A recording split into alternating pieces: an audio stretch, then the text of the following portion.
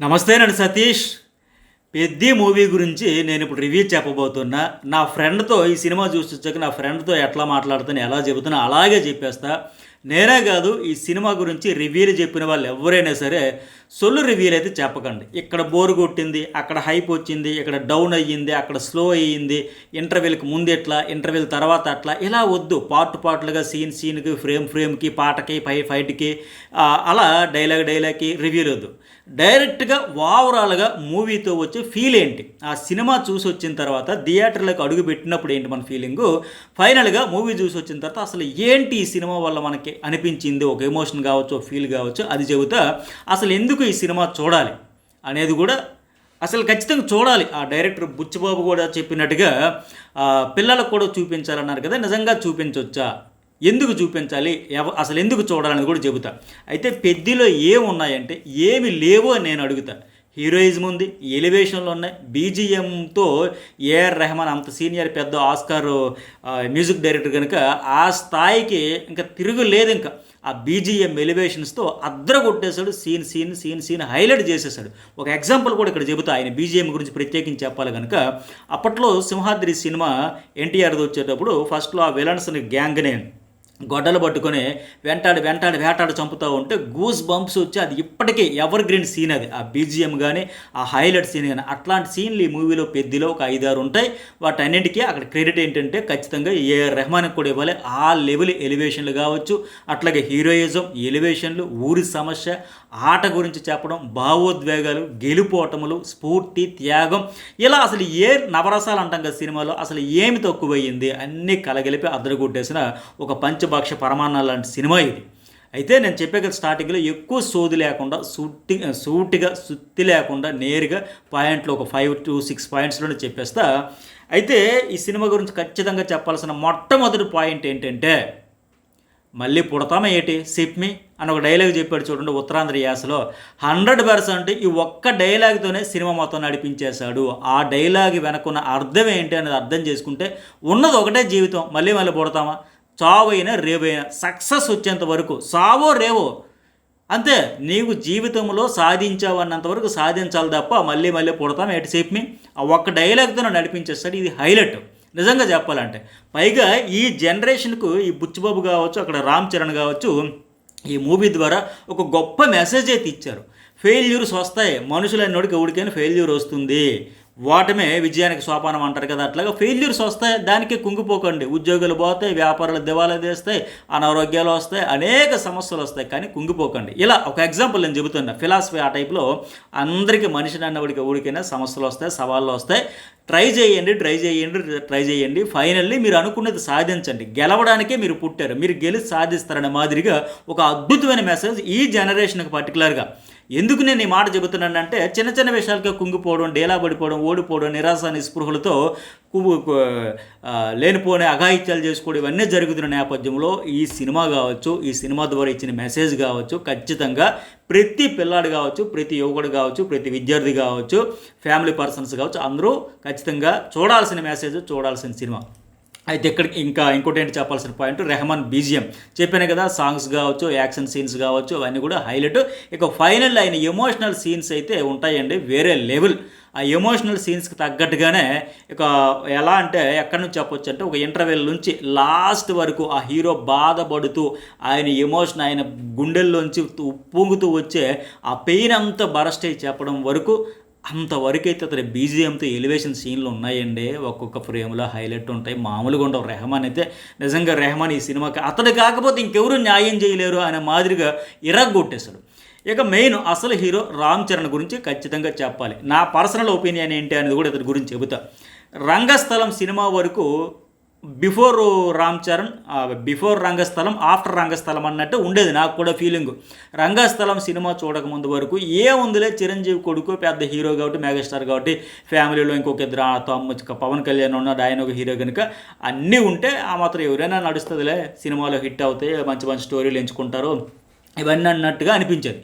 But Chiranjeevi కొడుకు అనే feeling ఉండేది. బట్ రంగస్థలం సినిమా చూసిన తర్వాత, ఇతడు పెర్ఫార్మెన్స్ చూసిన తర్వాత, ఆ చెవిటి చిట్టుబాబు క్యారెక్టర్ కోసం ఇతడు ఒప్పుకున్న తర్వాత, ఆ పాత్రలో పరకాయ ప్రవేశం అంటారు కదా, అట్లా చేసిన తర్వాత నా ఒపీనియన్ కూడా మారిపోయింది ఇతడి మీద అప్పటి నుంచి. నేను అందుకే నాకు చెప్పినట్టుగా రంగస్థలానికి ముందు రామ్ చరణ్, రంగస్థలం తర్వాత రామ్ చరణ్ అని చెప్పాలి.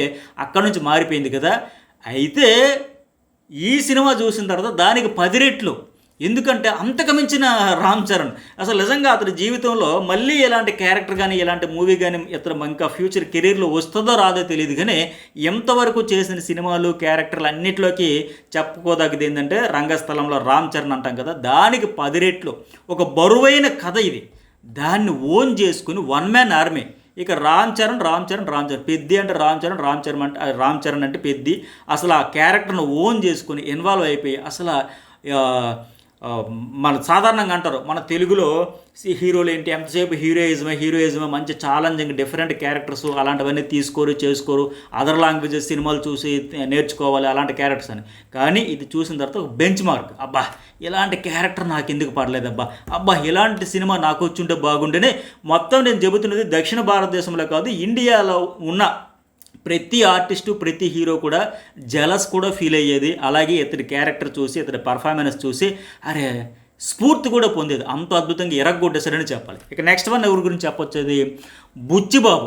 ఎందుకు మస్ట్గా పిల్లలకు చూపించాలని చెప్పాడో ఈ సినిమా చూసి ఎవరికైనా అర్థమైపోతుంది. నేను అందుకు చెప్పినట్టుగా చిన్నవాటికే కుంగిపోయి కష్టాలు వచ్చాయి, నష్టాలు వచ్చాయి, కన్నీళ్ళు వచ్చాయి, ఇబ్బందులు వచ్చాయి, వాడు డిస్టర్బ్ చేశాడు, వీడు డిస్టర్బ్ చేశాడు, ఎవడు ఎన్ని చెప్పినా ఎన్ని ఆటంకాలు అవాంతరాలు ఇబ్బందులు ఎదురుబడినా వచ్చినా నీ టార్గెట్ ఫిక్స్ చేసుకో. నువ్వు నీ టార్గెట్ రీచ్ అవ్వడమే నీ జీవితానికి ఒక సార్థకత. నీ లైఫ్కి అర్థం ఏదైనా ఉందంటే నువ్వు అనుకున్నది సాధించాలి. నీ ఫోకస్ ఎంతసేపు నీ టార్గెట్ మీద ఉండాలి. అది కొట్టినంత వరకు నువ్వు చావో రేవన్నట్టు దూసుకుపోయిన మాదిరిగా అద్భుతమైన మెసేజ్ అయితే ఇచ్చాడు. ఇక స్టోరీ గురించి కూడా బ్రీఫ్గా చెప్పేస్తాను, ఎందుకంటే నేను అసలు హైలైట్ పాయింట్స్ ఏంటి ఇవన్నీ చెప్పేయకుండా ఈ సీన్ ఇది హైలైట్ ఇక్కడ ఈ పెర్ఫార్మెన్స్ ఇవన్నీ కాకుండా ఇట్లా చెప్పేస్తా. స్టోరీ కూడా ఏంటంటే ఒక విజయనగరం జిల్లాలో కొండ దిగువ గ్రామం, ఎలాంటి గుర్తింపు ఉండదు. ఒక ఆధార్ కార్డు కానీ లేకపోతే ఒక ఐడెంటిటీ కానీ ఒక బస్సు కానీ ఇట్లా ఏమీ లేకుండా ఉండే ఒక విలేజ్, ఒక 1800 జనం. అయితే దేశంలో ఒక 16,000 గ్రామాలు ఉన్నాయంటే ఇట్లాంటివి.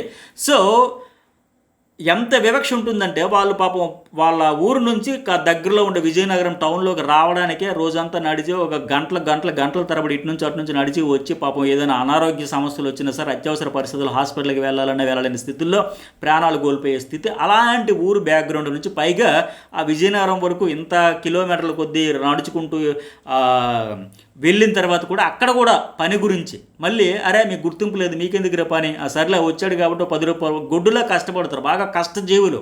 సో వీళ్ళకేమో 10 రూపాయలు ఇస్తే ఆ ఊరోడికి గుర్తింపు ఉండే ఊర్లో ఓడికి అంటే వాళ్ళకి ఒక ఐడెంటిటీ ఉందని చెప్పి వాళ్ళకి 20 రూపాయలు. అలా వివక్ష, అలాంటి కూలి, అలాంటి వివక్ష, అలాంటి బ్యాక్గ్రౌండ్ నుంచి వచ్చిన ఒక పల్లెటూరు కుర్రాడే ఈ పెద్ది. ఆటల్లో పులి. అయితే అన్ని ఆటలు బాగా ఆడుతాడు, ఫిజికల్గా ఫిట్గా స్ట్రాంగ్గా ఉంటాడు, గండడు అంటాం కదా ఆ టైప్లో ఉంటాడు మంచిగా. సో ఇతను ఏంటంటే మంచిగా ఆటలు ఆడతాడు, క్రికెట్ ఇవన్నీ ఆడుతూ ఉంటాడు. మరి విజయనగరం బొబ్బులని ఎట్లా 2 టీములు ఉండేటప్పుడు వేలం పట్ట వేసుకొని ఆయన ఎవరికైతే ఎక్కువ డబ్బులు ఇస్తారో వాళ్ళకి ఆడే క్యారెక్టర్ ఇది భలే ఇంట్రెస్టింగ్గా ఉంటుంది. సో అట్లాంటి ఆయన ఆ క్రికెట్ నుంచి తర్వాత గవర్నర్ ఇప్పుడు శివరాజ్ కుమార్ ఉన్నాడు కదా, మన క్యారెక్టర్ బాగా హైలైట్ అవుతుంది, ఇది ఇప్పటికి బాగా వైరల్ అవుతుంది. ఈయన క్యారెక్టర్ గురించి కూడా ఎక్కువగా రివ్యూస్ కూడా రాస్తూ ఉన్నారు. అయితే అతను కూడా ఈ కుస్తీలో కోచింగ్ ఇచ్చే కోచ్ అనమాట. మరి ఇతడు క్రికెట్ బాగా అద్భుతంగా ఆడి కుస్తీకి ఎందుకు మారుతాడు. అట్లాగే ఆ తర్వాత జాతీయ పోటీల వరకు ఢిల్లీ వరకు వెళ్ళి తమ ఊరి గుర్తింపుకు తీసుకురావాలని ఎందుకు అంత తపన పడతాడో, అక్కడ జరిగిన ఎదురైన సిచ్యువేషన్లు ఏంటి, ఆ సవాళ్ళు ఏంటి, అడ్డంకులు ఏంటి. ఎందుకంటే ఫస్ట్ బేసిక్గా క్రికెట్ ఆడతాడు, క్రికెట్ నుంచి కుస్తీకి మారుతాడు, కుస్తీ నుంచి తర్వాత రన్నింగ్ వైపు ఎందుకు వచ్చాడు. నేను ఇంతకుమించి చెప్పని కథ గురించి చెప్పకూడదు, అది తప్పు, అన్యాయం చేసినట్టు అవుద్ది. ఖచ్చితంగా వెళ్ళి చూడండి, ఎంజాయ్ చేయండి. కాకపోతే తీసిన విధానంగానే ఒక ఎమోషన్ ఎట్లా మనకు వస్తుంది అనే దాని గురించి నేను చెబుతా ఉన్నా. ఫైనల్గా తమ ఊరికి ఆ గుర్తింపు ఎట్లా తెచ్చాడు. ఇంకోటి ఏంటంటే వాళ్ళ ఊరికి టార్గెట్ పెద్దది ఏంటంటే రైల్వే స్టేషన్, అంటే రైలు వాళ్ళ ఊరిలో ఆగాలి అనేది. సో వాళ్ళ ఊరికి గుర్తింపును అట్లాగే వాళ్ళ ఊరిలో రైలు ఆపాలి, ఆ రెండు ఎట్లా టార్గెట్ రీచ్ అయ్యాడు అనేదే కథ. సో మధ్యలో ఈ జాన్వీ కపూర్ ఉంది కదా హీరోయిన్, ఆమెతో ప్రేమ కదా లైట్గా, అది పెద్దగా పండలేదు కానీ అంటే మామూలుగా ఉంటుంది, అది సో అన్నట్టు పెద్ద చెప్పుకోదగ్గ స్థాయిలో ఉండదు. ఇక మిగతా వాళ్ళు చెప్పొచ్చిన క్యారెక్టర్లు ఏంటంటే కథ అయితే అది బ్రీఫ్గా నేను చెప్పేసి అంతకుమించి ఎక్కువ చెప్పకూడదు. సరే ఇక జగపతి బాబు, ఆయన కెరీర్లో ఇన్ని రోజులు చేసిన క్యారెక్టర్స్. ఆయన కూడా మొన్న ఎప్పుడు ఇంటర్వ్యూలో చెప్తే ఏముందిలో అందరూ ఎలాగే చెబుతారు పబ్లిసిటీ కోసం అనుకుంటా, బట్ 100% ఫ్యాక్టే చెప్పాడు ఆయన.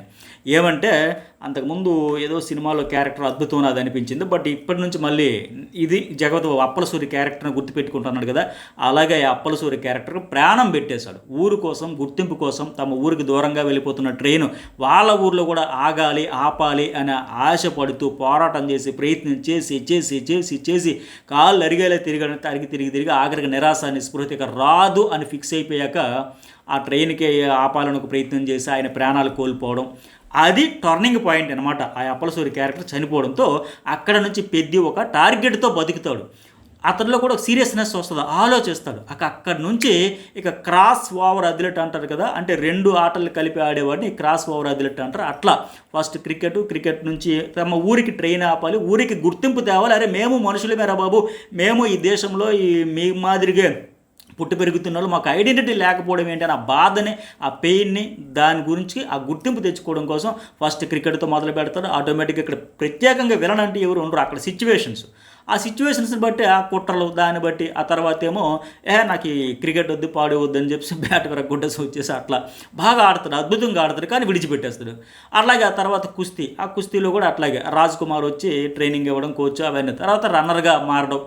అయితే ఇతని క్యారెక్టర్లో ఈ ట్రాన్స్ఫర్మేషన్స్ ఇవన్నీ కూడా చూస్తే హైలైట్ అనిపిస్తుంది. నిజంగా ఎన్నిసార్లు కొట్టినా చావన పావుర నువ్వు అంటారు కదా, ఆ టైప్ అనమాట, ఒక ఫీనిక్స్ పక్షి మాదిరిగా.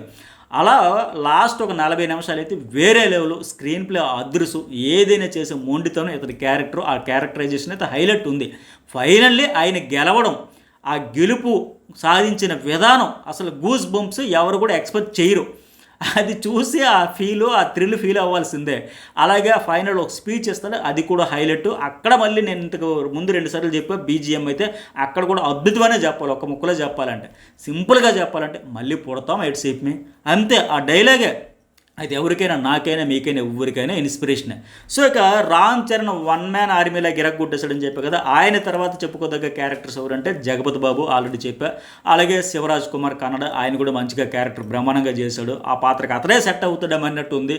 మరి ఏందో ఆ క్యారెక్టరైజేషన్స్ తగ్గట్టుగా ఆర్టిస్టుల సెలక్షన్ కూడా హైలైట్ అని చెప్పాలి. ఇక జాన్వీ కపూర్ చెప్పే కదా, ఒక గ్లామర్ డాల్ అంతే, పెద్దగా చెప్పుకునేది లేకపోయినా లాస్ట్లో ఒక సెంటిమెంట్. అట్లాగే ఇక తర్వాత బొమ్మని రాని, ఇట్లా మిగతా ఈ రావు రమేష్లు, అజయ్ ఘోషులు అందరూ ఉన్నామా, వచ్చామా, వెళ్ళామా అంటే పెద్దగా ఉండదు. ఇక మీర్జాపూర్ దివ్యాంది అయితే ఫస్ట్ అతడి వల్ల ఇతనికి ఈ రామ్ చరణ్కి ఒక అవమానం జరగడం, సోర్స్ చిన్నది లైట్, పెద్దగా అయింది కూడా ఏం లేదు.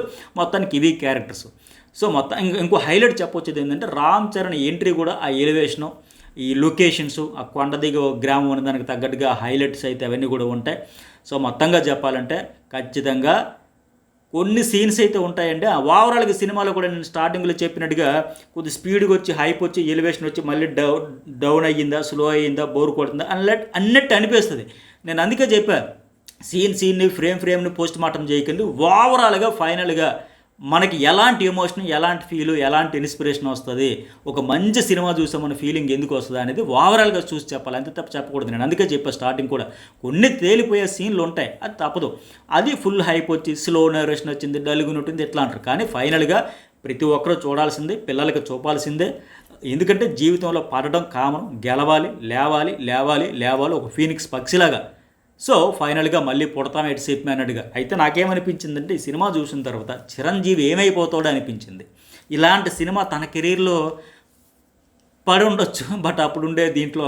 కానీ ఈ జనరేషన్కి తన కొడుకు నుంచి ఇలాంటి అద్భుతమైన సినిమా చూస్తే నిజంగా చిరంజీవి కూడా ఫుల్ హ్యాపీ, ఖుషి, పుత్రోత్సాహం అంటారు కదా, అది మళ్ళీ రంగస్థలం ఒక ఆర్ఆర్ తర్వాత మళ్ళీ ఈ సినిమాతో కూడా అనిపించే ఉంటుంది. ఎందుకంటే ఈ సినిమా ఓవరాల్కి ఇచ్చే మెసేజ్ ఒకటే, అన్నీ ఉండి ఆత్మవిశ్వాసం లేక దారులన్నీ మూసుకుపోయే, ఇంకెలా అనుకుని, చుట్టూ చీకటే, వెలిగే లేదనుకుని జీవితాలు అర్ధంతరంగా ముగించే వాళ్ళకు బుచ్చిబాబు చెప్పినట్టుగా ప్రతి ఒక్కరి గుండెలో ఈ రామ్ చరణ్ క్యారెక్టర్ ఉండిపోతుంది. అది ఇన్స్పిరేషన్ అని కూడా చెప్పాలి. సో సినిమా చూసిన ఎవరైనా ఆఖరికి ఎమోషన్ అవ్వాల్సిందే, ఏడవాల్సిందే, ఎంత కరడగట్టిన హృదయాలనే 2 కన్నీటి బొట్లు కార్చాల్సిందే. ఇది పెద్ద మూవీ గురించి నా ఒపీనియన్, నా రివ్యూ. మరి మీకేమనిపిస్తుంది ఖచ్చితంగా కామెంట్ చేయండి, లైక్ చేయండి, వీడియో షేర్ చేయడం అయితే మర్చిపోకండి.